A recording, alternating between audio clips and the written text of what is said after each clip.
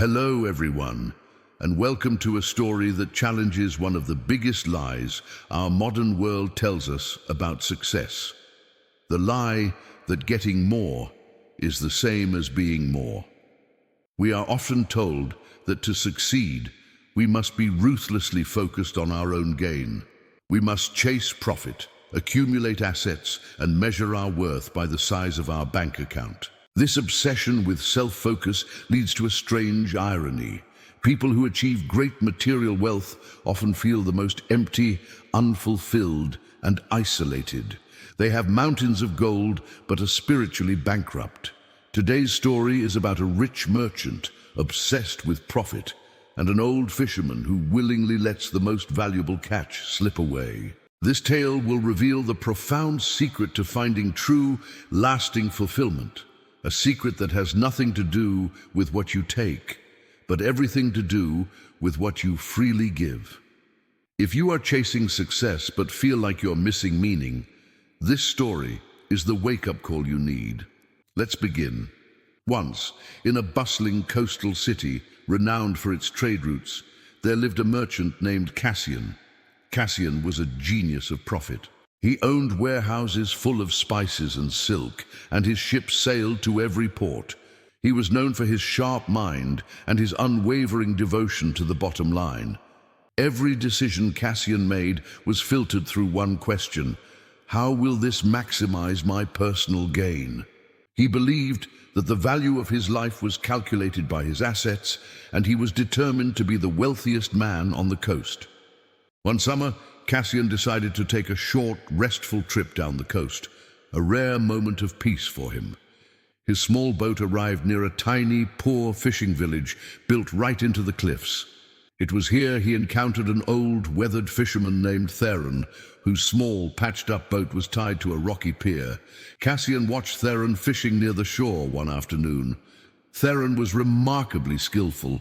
Within an hour, his net snagged something huge. It was a magnificent fish, a massive, shimmering tuna, the kind that would fetch an enormous price at the city market, enough to feed Theron's family for weeks, perhaps months. Cassian, ever the businessman, was impressed. He watched, expecting Theron to hoist the catch with triumph. But instead, Theron carefully unhooked the giant tuna, held it briefly, and with a gentle, appreciative smile, tossed it back into the deep, clear water. Cassian was astonished. He rowed his small vessel over to Theron immediately. "Man, are you mad?" Cassian demanded. "That fish was worth a fortune. Why would you toss away the profit of a month's work? You should have sold it. You could have bought a new boat or better nets." Theron looked at the merchant with kind, clear eyes. "Sir," he said softly, "that fish was more than my needs require for today. A man only needs enough to fill his bowl and keep his net mended, nothing more." Cassian sputtered, "But that's short-sighted. That's not how you build a life. You take the huge profit now, you save, you invest, and then you take the next big profit and the next. That is how wealth is created. I have 3 ships and 5 warehouses because I never let a single opportunity for profit swim away."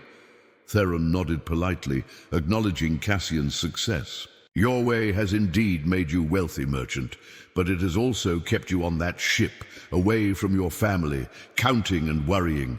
Perhaps we seek different currencies." "Currency is currency," Cassian insisted. "It is gold. What else is there?" Theron smiled and pointed toward a few other small boats coming back to the pier. "Watch, merchant, and I will show you my currency." As the other fishermen returned, Theron began quietly working. He noticed that old Mikael had a net that was badly torn, and his catch was small. Theron immediately spent an hour helping Mikael mend the tear and shared half of the modest fish he had kept. He noticed that young Elena, a struggling mother new to fishing, looked utterly defeated with her empty basket. Theron walked over and, without a word, placed a portion of his morning catch into her basket. Cassian watched this exchange with growing impatience. "You are just giving away your time and your profit," he exclaimed. "These people owe you nothing. You should charge them." Theron shook his head. "They owe me nothing, but they give me everything. he replied. When Mikhail's net is strong again, he will teach my grandson the best knot to keep the rope secure. When Elena returns home with fish for her children, her eyes will hold genuine joy and gratitude. That joy is my payment, merchant. It is placed into my spiritual bank account. It is my wealth. It is the currency of kindness. Theron paused, looking out at the sea. You say you have 3 ships, Cassian. I have 300 friends who look out for my family, mend my roof when it leaks, and watch my back when the storms come. Which of us is truly richer? What good is the 4th warehouse if you must walk through it alone, always looking over your shoulder for the next opportunity you might miss? Cassian was struck silent. For the first time he saw a different kind of balance sheet. He was a master of taking, yet he was deeply lonely. Theron was a master of giving, and he was surrounded by a community that sustained him in a way money never could.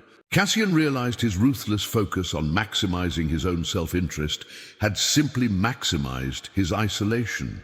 He had valued gold over the human spirit, and now he felt the deep poverty of that choice.